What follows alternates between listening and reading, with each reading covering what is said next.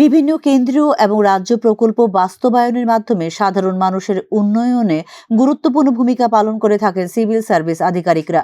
এই ক্ষেত্রে নিজেদের মধ্যে টিম ত্রিপুরা তৈরি করার জন্য সিভিল সার্ভিস অফিসারদের উদ্দেশ্যে বার্তা দিলেন মুখ্যমন্ত্রী ডক্টর মানিক সাহা।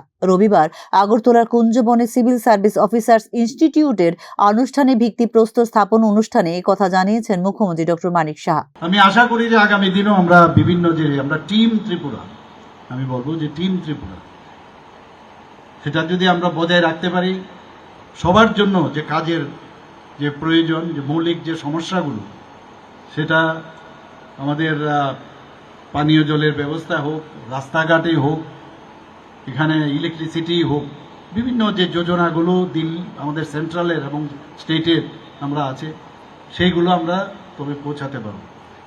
আপনারা অলরেডি করেছেন বিভিন্ন প্যারামিটারে। আমরা যখন দিল্লিতে আমাদের বৈঠক হয়, সেখানেও কিন্তু আমরা দেখেছি যে আমরা অন্যান্য বড় বড় যে বিগ স্টেটগুলো। রাজ্যে কর্মরত সিভিল সার্ভিস আধিকারিকরা যথেষ্ট মেধা গুণসম্পন্ন, স্বচ্ছতার মাধ্যমে কাজ করার একটা পরিবেশ তৈরি হয়েছে সিভিল সার্ভিস অফিসারদের জন্য। রাজ্যে বর্তমানে 59 জন IAS, 42 জন IPS, 40 জন IFS, 470 জন TCS এবং 152 জন TPS আধিকারিক কর্মরত রয়েছেন বলে জানিয়েছেন মুখ্যমন্ত্রী ডক্টর মানিক সাহা। ধরনের ট্যালেন্ট আমরা এখন যেভাবে কাজ করছি, যেভাবে আমাদের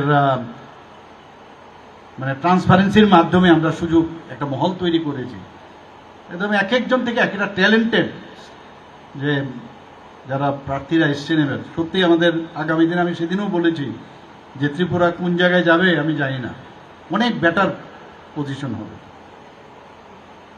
আমাদের এখন পর্যন্ত রাজ্যে প্রায় 59 জন মতো IAS অফিসার আছেন, বাইরের IAS অফিসার, এবং 42 জন IPS অফিসার। কিছু কিছু IAS অফিসার এখনো বাইরেও আছেন, তাদের আমি কাউন্ট করলাম না। এখানে 40 জন IFS অফিসার আছেন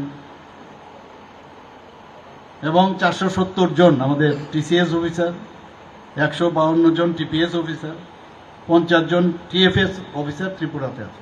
সিভিল সার্ভিসের কর্মকর্তাদের কল্যাণে উৎসাহিত করা এবং পরিবেশ সেবাগুলির সম্পূর্ণ একীকরণ নিশ্চিত করার পাশাপাশি তাদের একত্রিত করা এবং সিভিল সার্ভিসের সকল ক্ষেত্রে সহযোগিতার মনোভাব ধারণকারী একটি বাহিনী গড়ে তোলার ক্ষেত্রে গুরুত্বপূর্ণ ভূমিকা পালন করবে সিভিল সার্ভিস অফিসার্স ইনস্টিটিউট। আধুনিক সিভিল প্রশাসনের চাহিদা এবং চ্যালেঞ্জ মোকাবেলায় সেমিনার, সিম্পোজিয়াম, আলোচনা, বিতর্ক, বক্তৃতা এবং শিক্ষা প্রদানের বিষয়গুলো নিয়ে চর্চা করা হবে এই ইনস্টিটিউটে।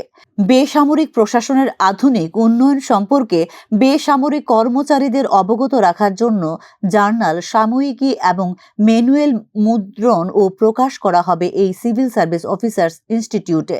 সিভিল প্রশাসনের আধুনিক দক্ষতা অর্জন ও প্রচার করা এবং সিভিল প্রশাসনের বিভিন্ন ক্ষেত্রের মধ্যে সমন্বয় সাধন করা, জ্ঞান বিতরণ বা বিনিময় করা এবং তাদের সার্বজনীন প্রয়োগের দিকে পরিচালিত করার জন্য অন্যান্য সুযোগ সুবিধা প্রদান করার বিষয়গুলো নিশ্চিত করা হবে এই ইনস্টিটিউটে। আগামী 2 বছরের মধ্যে এই সিভিল সার্ভিস অফিসার্স ইনস্টিটিউট গড়ে তোলা হবে বলে জানিয়েছেন মুখ্যমন্ত্রী doctor Manik Saha. Bureau report, news নাও।